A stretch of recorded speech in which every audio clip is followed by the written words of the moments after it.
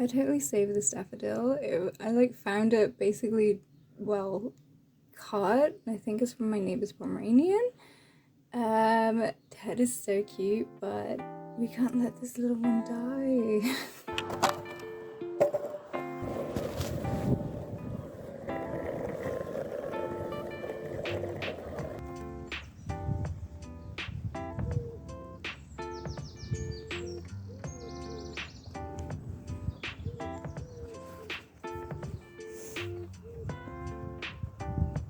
Okay, so Edduration.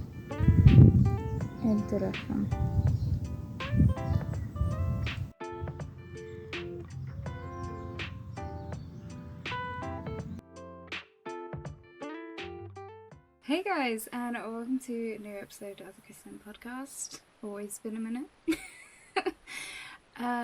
So today, not scripted, we're talking about what happens when people kind of tell you what you are, in the sense that it's kind of to belittle you, to bully you, to absolutely make something up completely and utterly false. And I guess I'm gonna tell you how to deal with it.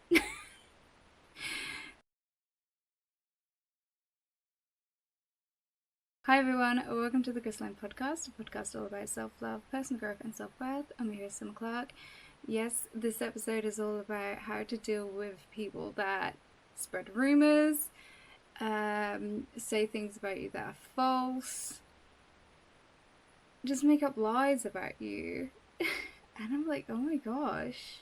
Now this recently did happen to me. I was like, my word, my stars, heavens. It was like, okay, we've taken that route. It doesn't make you look good, but we've taken that route. Let me tell you the story.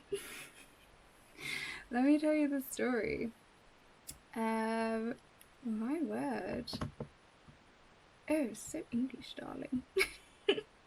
So we're just here in my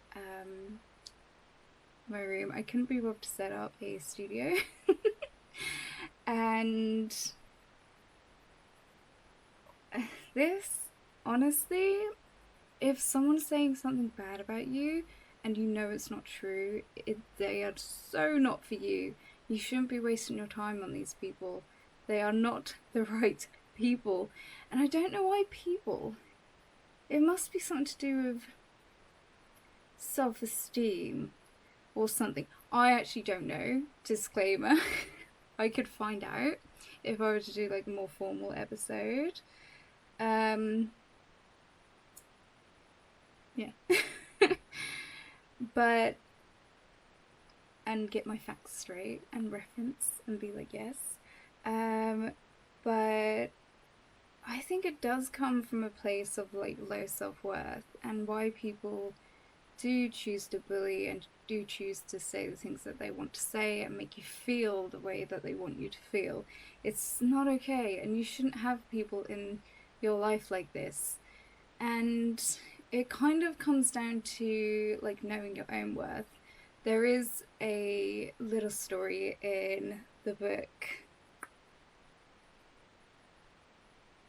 I'm gonna put it up because it really, and I think even Paris Hilton said this when she said people are more used to abuse when they've suffered from it before is something that they're used to. And there was an experiment in that book. Can't remember, something to do with the body, what is it? There's this story in it, and it's about how psychology is brutal. I'm going to study it this year, and it is brutal. Unhumane, science experiments that have taken place.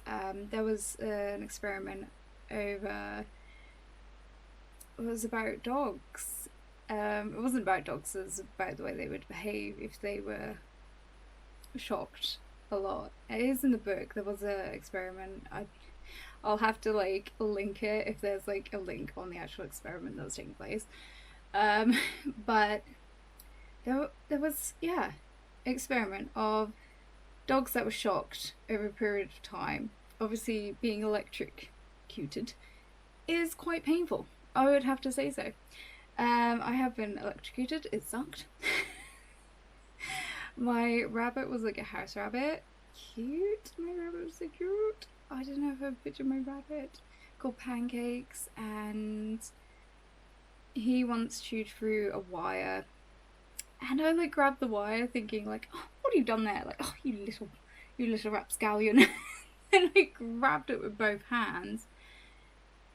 And I was electrocuted. And it really hurt. And apparently, being electrocuted, I was really lucky to let go.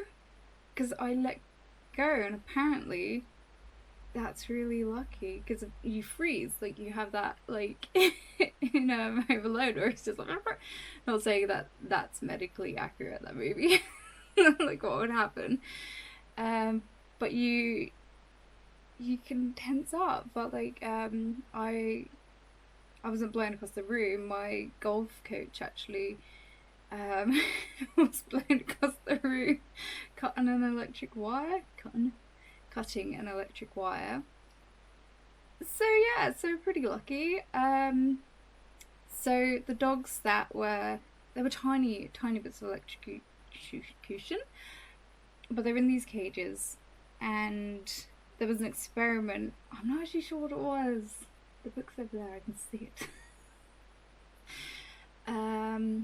The Body Keeps Score, that's what it's called.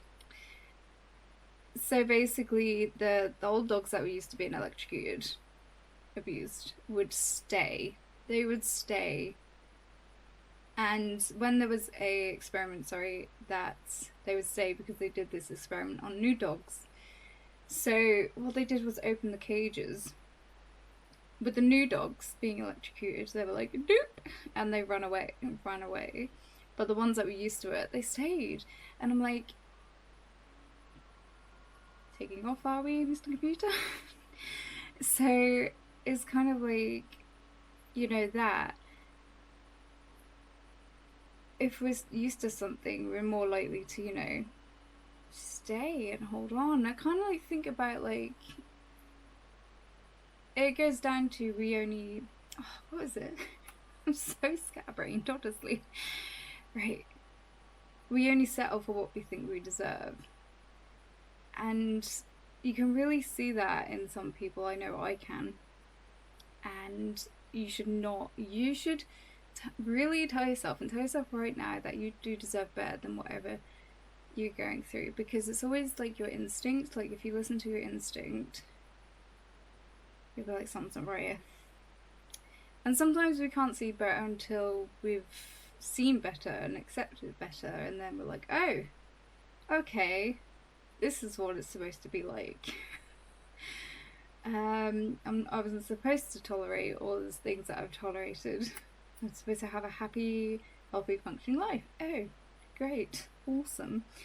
But let me just bring up the awful message, which I was just like, I laughed. It's like, I read it in front of my stepdad. He was like, and I was just like, the news reporter guy in Spider-Man. Because I was like, this is so false. But with this situation, it was definitely a projection of her own insecurity. It was definitely a projection of trying to control, manipulate, slightly gaslight. I was just like, oh my god. It made me laugh. Stop it. It's so funny. Oh, fine. We're okay. Oh my god. Well. Oh, mighty. Oh my goodness. It's like someone 100% projecting their insecurities on me, but it's always like to say things that are completely lying and completely toxic thing to say. I could say one word or one sentence. You,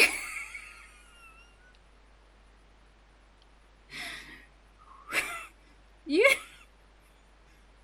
you. Composure, darling. I Now, I'm someone that really believes in actions, not words. And I got those words from Dakota Johnson because I love her. She's just so together and so perfect. And hopefully there's not a scandal down the road. I don't think there will be. She's fucking perfect. Anyway, so she said actions, not words. So that's what I really believe in. And it kind of goes along with like the proofs in the pudding. Now, I'm not. I don't intentionally go out and be nasty. Like, I'm not that person. And this comes down to, again, you have to know who you are, truthfully, to not let anyone manipulate the situation. You really need to know you. Then that's a great thing to do, like personal development, like, you know, being here, listening to this. It's like, nobody can tell you who you are because it's just a perception of their reality. And their reality. I could get through this. I was laughing so much. I was like naked. Because I didn't read it because I didn't respect this person enough to tell me until I read it in front of my stepdad.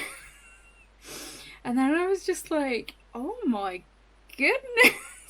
How nasty. She has no right. Nobody has any right to tell you anything. No. Oh my gosh. This is hilarious. This is hilarious. This is hilarious. This is hilarious. It's also contradicting as well. She's contradicting herself. Sorry. I can't get through it. It's just, it's funny. Okay, right. Oh my god, why is this so funny? It's just wrong. That's why. And again, yes, you have to know yourself. But okay, so I'm gonna say the sentence. It's like, you need to figure out a way to not be a rude little bitch to everyone. To everyone around you, and maybe one day you'll be loved. How false is that? It's like, I'm not going down the road walking like Groot from like the Minions, like popping like balloons and I was like, what on earth? And maybe one day you'll be loved. I was like, what are you on about? It's like, I'm choosing to be single. Like, I have a Pinterest board called the Single Princess Party because I was just generally gonna plan like this whole wedding reception kind of vibe party for being single, because it's like, well, maybe I don't want to, you know, find someone and have kids anyway. But, you know, someone like that doesn't know me. What that led to was completely from like a snowflake to an avalanche. Like, to go that far to say that to someone is horrendous. Oh my gosh, thank you for making my day. I couldn't get through that. That was so funny.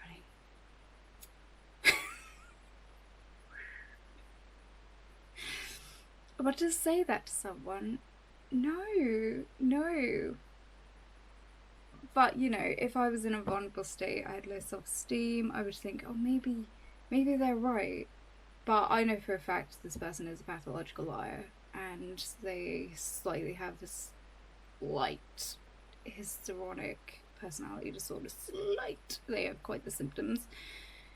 And already know that's false. I was like, I'm choosing to be single. I literally walked down like the stairs like Madonna and Material Girl because I just can't. I go out the house. Men are in tuxedos giving me jewelry and I just can't. Can you not? That's completely false. That is completely false. I can't even. I'm not rude. I think she's referring to something that. Now, I saw this pointed out in a movie recently we all saw on Netflix.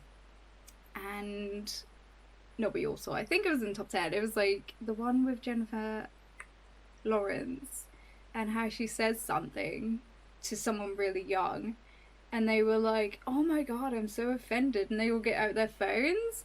And I genuinely believe there's that gap of like, I think millennials are a little bit tougher. And, you know, we can take jokes and stuff. And I think I was referring to one of her friends. I joked about saying the word lol. He said lol to me. And I was like, oh my god, who says lol anymore? That's so funny. Like, joking, teasing, and then he attacks me. And I'm like, oh my god, what? I was joking. And then this whole thing happened. I was like, oh my god, pull your pants up, sir, because, you know, put on your big boy pants, because, oh my god. But okay, that's rude. You know, I was like, what? Apparently that's being rude. I was like, I was just joking. I was teasing. I was like, come on. You can't go through life like a bloody... I call them fruitcake actually now because I guess that's rude. But, you know, it's just not for me. And that's fine. Like, that's fine. And, you know, you have to draw your boundaries and standards. And if someone finds that, you know, rude... fine. I was just like, but I think that's what she was referring to. I was just generally like, ugh, big ick. No, absolutely not. And you know, that's just me having my standards. And there was a tough time when it was just like, what is your boundaries and what are your standards, you know? And finding the right place of like, am I being a horrible person by setting these things? And you know, I don't think you are. And I generally had help from a counsellor at the time, and she was like, no, you're putting your foot in the ground, and you have to, you know, and you're not being nasty, you're putting up your barrier, you're putting up your wall, and that's what you should do. Like, if you feel, you know, someone's not making you happy, someone's, you know, causing you harm, saying things that aren't true, you have to put up your wall. Put up your wall. Don't respond. Don't respond as well, because they're not worth your time. Like, that wasn't worth my time. I was just like, crikey. I couldn't read it because I was like, I just don't care. But yeah, I read it in front of my stepdad and I was like, oh my word. She went deep. Like, it's not something I care about, because I think Lady Gaga also said, like, only value the opinions of those who value you, and 100% you should do that. Sorry. You know, go on living your life the way you think you should be living your life. 100%.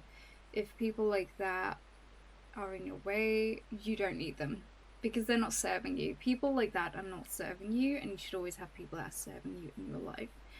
And you should never let anyone get to you. I know it's easier said than done, but you need to find out the truth, actually, from the same person.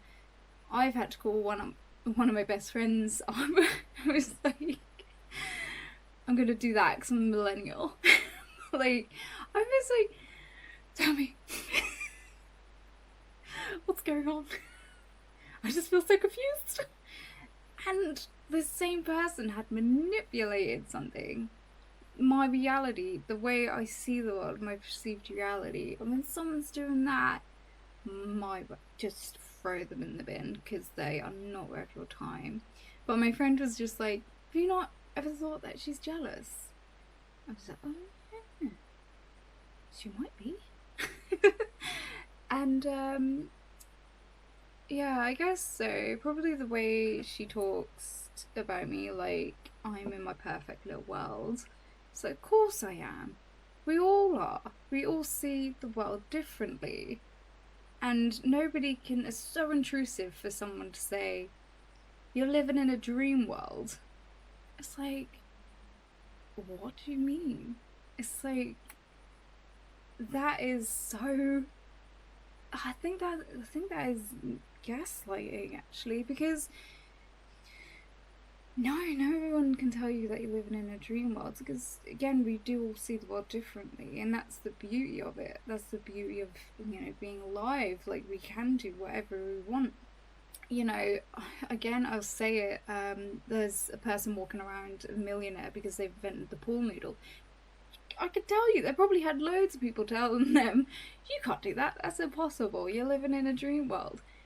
When people say things like that, it's because I think things haven't worked out for them the way that they want, and they don't like it in you, so they do try to take you down. And I remember trying to do a Google search on this, and Google didn't have it, so then I was like, okay, let's go to AI. Like, I don't really like AI that much. I went to them with this because yeah, so what it said was it's a limit, it's a what did they say? Lol. Projection of their own limitations, so they might be projecting their own fears, doubts, and limiting beliefs onto you. And if you're dreaming big or thinking differently, it can make some people uncomfortable, especially if they've settled for less. Full stop. Need I say more? Control or power play, so it can be a way to diminish your voice, your plans, especially if they feel threatened by your independence and ambition. Again, looking at the difference between my life and her life, I would say it's better.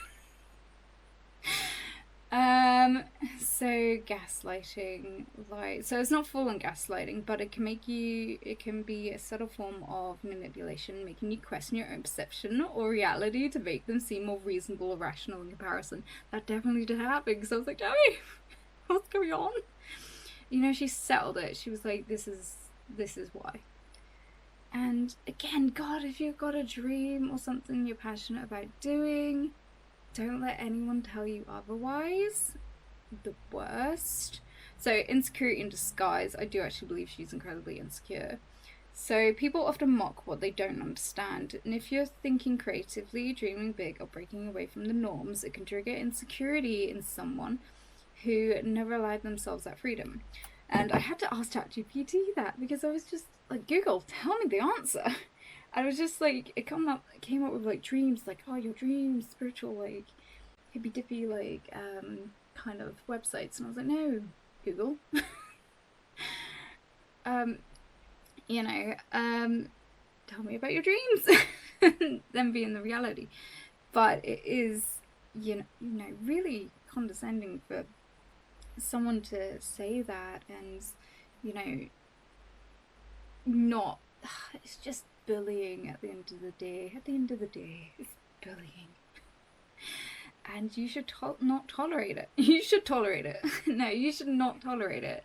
And yes, that, again, easier said than done. It's like, oh, right, great, right answer.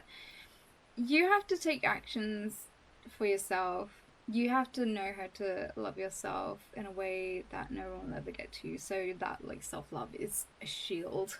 Of, like, I love a Chris Evans. But it's there to protect you. You know your worth. You know what's real. That's why I'm laughing. Like, I cannot help but laugh at that, because it's so wrong. That's not how it is at all. And it's quite concerning, actually. No one should talk to you like that in the first place. No one should call you this or that. No one should, you know, think they know you. Nobody, sorry, no one knows you except you. And sometimes you don't know who we are. And that sucks.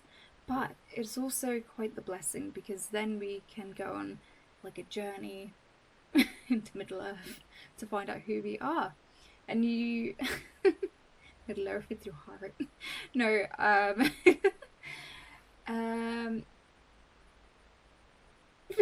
nobody knows who you are. And yes, again, sometimes you don't. I've totally struggled with that. Like with the whole like masking thing. I was like, who am I now? And I do super overthink things, like because being autistic and was it a world? I don't know why I'm saying was it to who. That is a makeup brush I use to dust my plant. What is it? Magical makeup brush. Like what? Like I don't use makeup, but I can get between the leaves. Okay, right. So what is it, you know, about, I can't even remember, I've totally lost track. So I know I was talking about masking, but I definitely had that be authentic thing, and I think it was generally like I used to dress super smart, I used to be super presentable, I used to basically talk like Princess Diana. I still do, and there's still people, and I just think actually that might be the way I talk anyway. But anyway, if I'm if I diet down a little, I don't know, but I generally talk like the way I'm talking. Or what? No, I do talk like that, and yeah, it's fine. But be authentic. Find what makes you. Write a list. We can do it together in a live if you wanted to, or something. Or it really is. It's quite the challenge, but for those who have been in really toxic situations, it really is hard to find who you are, because you've constantly had someone tell you who you are, and it's disgusting. And I've witnessed that actually. In a cafe where I used to work, I was on break, and in the table in front of me there was a couple. This guy, no thank you. I couldn't believe it. And when he left, I said the truth, because what a lie. What a subtle, abusive lie. He was, oh gosh, no, he was talking to his wife like poo. And then I went back behind the till after my break, and then he obviously was insecure or whatever, but just the abuse. And he was lying about his wife, saying, oh, my wife, you know, this and that, this and that. And I was like, that's not what happened, because I was just behind you on the table. And I was just like, oh, and that poor woman. Poor woman. But you've got to know what you deserve. And that's why it's really good to be single for such a long time. There's another reason why I'm single, is because like you hear all these stories about abuse, and like I'm like, well, if I stay alone, jolly good. So I do have that as well, because it can, you know, it has happened, you know. Also, I just want to mention, like if you've had a friend that was dating and then they stop talking to you, you gotta check in with that as well, because that's, yeah, check in with that. But you know, it's horrendous. It really is horrendous. So that's another fear of mine. But you know, it's a choice to be single, and that's okay. You can choose to be single if you want to. There are a lot of women who are now devoted to be like, nah to the kids and nah to the husband, wife. But the dogs can stay, of course. The dogs are here. Many dogs. And, you know, that's fine. You know, that's where I see myself at like 40. Like, I totally want to have my own dog, maybe get my own place, and then just, happen. No, get my own place, have my dog, get my degree, which I'll have, and then, yeah, like all I see, like I never saw myself with someone, really. I always saw myself alone traveling, and I'll have my own place and have a dog after I've done a little bit of traveling. It's like I've never saw myself. I never have has have as a kid saw myself with kids. I swore off them. It was only recently I thought, oh, actually, maybe just one. And I can do that myself. You know, because I'm a rude little something, and no one will ever love me. I could go and get the old treatment, IVF, isn't it? No, I'd rather have a dog, to be honest, or a Norwegian forest cat. Have you seen them? They're fantastic. They're so majestic. I'll take one of those, thanks. Never talk back. It might, but it would be cute. Oh, you. But yeah, so never, and never underestimate you. Never underestimate the power of your self-worth. Just never do that, because you might be surprised at your own little potential and what you can do. There's always something you can do. And if anyone says anything otherwise, ignore them, laugh at them, be like, are you kidding me? Because they don't have a say in your life and how you see it, because you've been brought up in this world, and everything you've experienced, everything has led to your own beautiful character. And if you let someone take that away because of how they see the world and their projection of you, like, their projection of you is nothing to do with you, how they see you is nothing to do with you. No, it's not. It's a weird world we live in. I might go into a little bit more about perspective and how that entails with like bullying. I could go into it. I'm so busy right now. It hurts. That's why it's not been a podcast episode. I've just been so tired.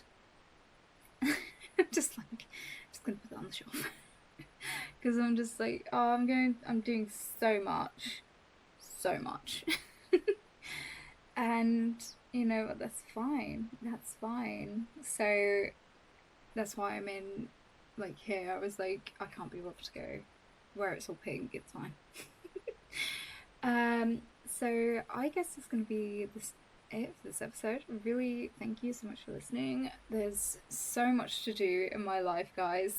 I could probably keep you updated, but nah.